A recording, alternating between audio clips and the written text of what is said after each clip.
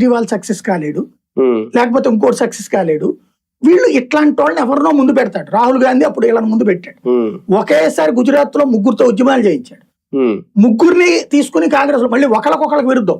ఒకటి రిజర్వేషన్ కావాలని ఉద్యమం, ఒకటేమో రిజర్వేషన్ వద్దని ఉద్యమం, ఇంకోటేమో వీళ్ళిద్దరికి కాదు మాకు రిజర్వేషన్ కావాలని ఉద్యమం.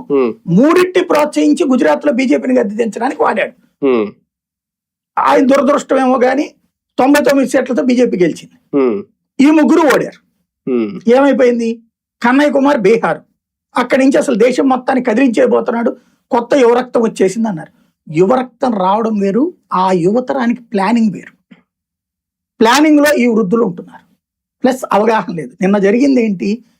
సరిగ్గా చెయ్యాలంటే నా దృష్టిలో అయితే 100 చోట్ల 100 మంది వైర్లెస్ సెట్లు పట్టుకుని నుంచుని ఒక మైక్రోఫోన్ పట్టుకుని మనం ఏ గొడవలు చేయొద్దు, కూర్చుని పోదాం, ప్రభుత్వం రావాలి, మోడీ రావాలి, లేకపోతే ఆయన వచ్చి దనకడొచ్చి మన దగ్గర కూర్చుని సమాధానం చెప్పాలి అంటే హీరోలు అయ్యేవాళ్ళు.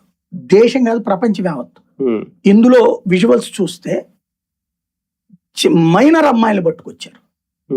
మైనర్లు, వీళ్ళు కనీసం 10th కూడా పూర్తి కాలేదు. స్కూల్ పిల్లల్ని తీసుకొచ్చి, అది ఎస్ఎఫ్ఐ, ఏఎస్ఎఫ్, ముస్లిం సంఘాలకు సంబంధించిన వీళ్ళు ఉన్నారు కదా, వాళ్ళ చేత సెక్యూరిటీ వాళ్ళ చొక్కాలు పట్టుకొచ్చడం, పట్టించి ఐ